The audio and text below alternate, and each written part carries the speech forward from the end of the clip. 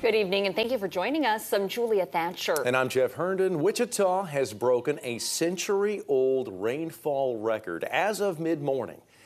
6.98 inches for the month of November. That beats the last November record set in 1909. That record rain, though, this month is causing issues for homes and buildings.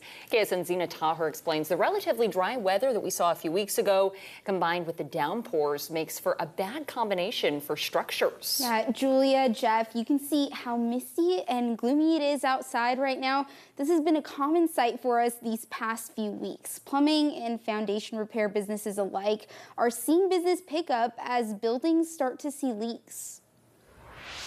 We have this water coming in here. Camden Roach knows around a building. You can see the staining on the tile. He's been called to a lot of places. We've had an exponential amount of calls, especially within the last 2 weeks. Including Orchard Community Church in Park City to take care of some water damage. So these areas around here, little holes, little pinholes. This is actually the window where you were seeing that water issue. And something just as simple as this little pinhole can cause water leak inside. Holes and cracks in sidewalks, foundations. Let me clear some of this out. They're all places where water can leak through. With that drought, it causes all of our Kansas soils to shrink. Getting these downpours, you have so many nooks and crannies opened up in that soil.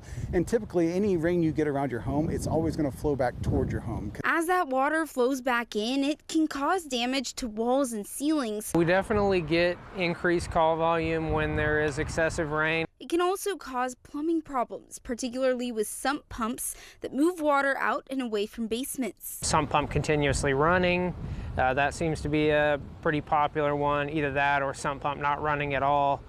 Water doesn't just come into homes, it can also destabilize them. And that's a huge issue when we see this much rain in this much shorter time. Roach says when soil gets wet and expands, it can push on basement walls and cause them to bow inward.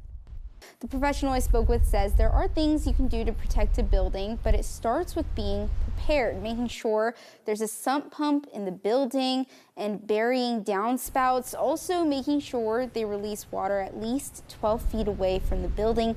Another important aspect is checking in on caulking in the joints of a sidewalk and around the building. Caulking just with age can deteriorate. Also, if the slab of the concrete moves at all, that can also cause issues with the caulking and the caulking pulling apart, developing holes.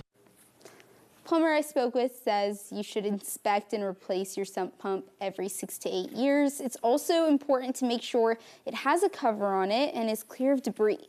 The plumber I spoke with also says it's not a bad idea to have a backup pump system or a water alarm that'll alert you if your basement starts to fill. Here for you, Zena Taher, KSN News 3.